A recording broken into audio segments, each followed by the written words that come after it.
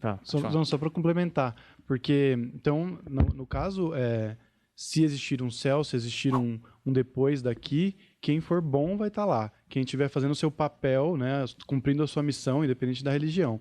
E o que você tem de informação sobre o outro lado? Isso. Como seria? Tem uma informação e já... Isso? Essa é a raiz desse podcast, cara. Então, Glória! Eu não só tenho a informação, como eu já estive do outro lado. O outro lado, o umbral mesmo, Bezão. Então, vamos lá, para mim não fugir da sua pergunta.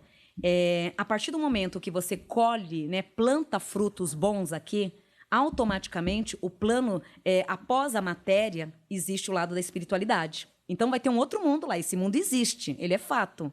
Existe o mundo da espiritualidade. Porém, vai depender muito da qualidade de vida que você teve nesse plano. Então, nesse plano, você foi egoísta, você matou, você roubou, você destruiu a vida do outro, você fez tudo que não presta. E ainda mais você duvidou de Deus, fez tudo que não deveria fazer. Ao desencarnar, você tem um risco assim imenso de ir para o umbral. O umbral eu já estive lá 2 vezes, né? Uma porque eu pedi informação do meu ex-marido que faleceu e eu não vinha a informação. Eu, sendo médium, não tinha essa informação. E eu queria ajudá-lo. Eu sentia que ele estava precisando de ajuda. Mas eu falei assim, nossa, eu não consigo ter sonho, não consigo ter evidência. E aí, depois de 3 meses após o desencarne, eu fiz esse desdobramento. Eu acordei assim, ele pegando na minha mão, você quer saber onde eu tô? Você é teimosa mesmo, hein? Eu não dei nenhuma informação para você, porque eu não quero que você me veja aqui. Meu príncipe, é como se fosse... Imagine uma Cracolândia, acho que todo mundo já conhece aquele painel, que hoje até está melhor, mas foi muito pior. Drogado, bêbado, um lugar escuro, sombrio, cheira carniça, aquele cheiro, aquele odor muito forte. E ali ele estava vivendo. É ali que ele estava. Eu falei, mas Edson, o que você está fazendo aqui? Eu não quis ir para o plano espiritual. E outra, só você acha que Deus existe. Eu não acredito em Deus. E realmente ele não acreditava mesmo. Então eu vim para cá, eu quero ficar aqui. Ali tinha droga, prostituição, tinha de tudo. De tudo ali tinha. Então, e ali no umbral, o que ocorre? Essas pessoas que não aceitam o auxílio espiritual, automaticamente, ao desencarnar, eles vão automaticamente para ali. Esses são os bem perturbados mesmo. Tem aqueles que desencarnam, não têm a origem espiritual, não teve religião, não teve nada, porém, tem um coração bom. Ó, nunca frequentei igreja, eu nunca tive religião, mas, em compensação, foi uma alma do bem, uma alma que ajudou, que serviu.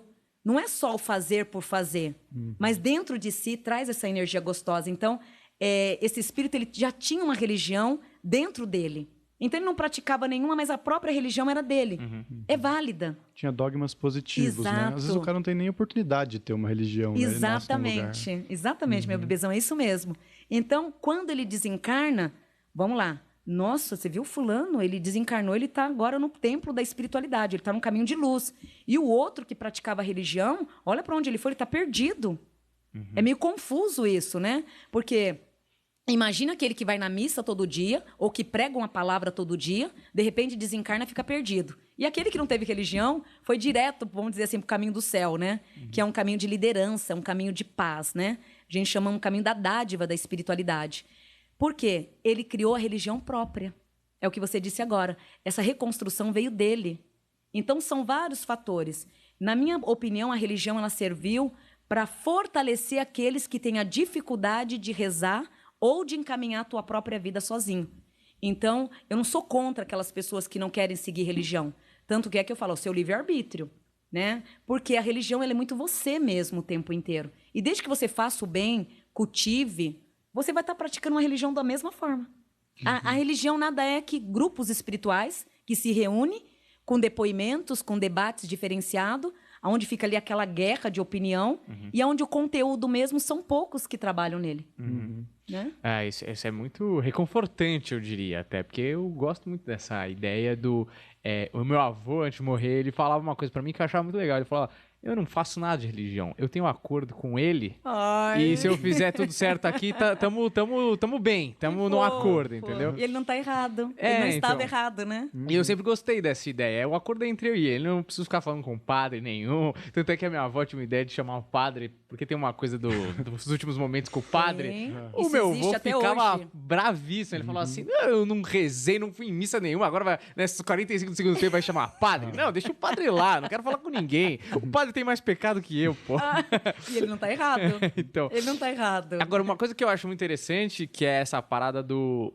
Que todo mundo, eu acho, tem uma curiosidade do outro lado, né? Sim. E- O outro lado é mágico, meu príncipe. E aí, exato. Como que é, o que você... Ou se você tem alguma informação, se você... Não sei se você foi, como que...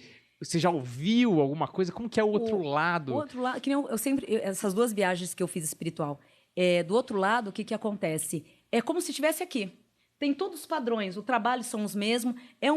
A única diferença é que você não vai ter isso aqui, a matéria. Mas do outro lado, funciona como se fosse a vida aqui na Terra. Não muda nada. Tem os mesmos caminhos.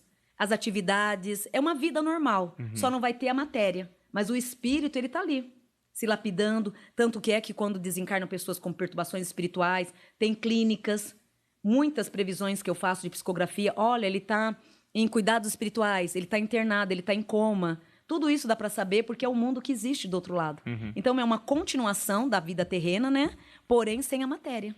É uma coisa, vamos dizer que mais próximo disso é o nosso lar. É Sim, isso? É exatamente. bem isso. O mais próximo é o nosso lar. Ah, Exatamente. entendi. Porque, então, é isso que é curioso, assim. Porque, por exemplo, o Chico Xavier era um médium. Nossa, maravilhoso. Então, vocês têm mais ou menos os mesmos... Porque ele psicografava mais, Sim. né? Do que falava, que nem você ouve e depois fala. Mas é a mesma linha, assim, no Sim. sentido de sensibilidade, vamos dizer. A do Chico até mais evoluída, porque na psicografia dele, é uma psicografia assim que eu não vi ninguém igual até hoje. Né? Por mais que eu faça psicografia, eu não tenho nem um terço do dom que ele teve dessa informação com os ancestrais. Porque o Chico, ele podia dizer o nome e toda a origem da pessoa. Então, a psicografia para ele era tão nítida ali, aquela informação espiritual, que o antequerido, né, a pessoa que foi, ele informava a data, a hora, o jeito como foi, com quem que saiu brigado. Então, Chico Xavier, na minha opinião, assim, ele é o melhor de todos. Acho que nem vai ter outro igual a ele. Porque ele conseguia, numa psicografia, descrever o que o João desencarnou no dia tal, tal, tal. Ele teve rincha com fulano de tal, no dia tal, tal, tal. O Chico, ele pegava uma psicografia detalhadíssima. Então, até hoje, a gente não viu ninguém paralelo à mediunidade do Chico.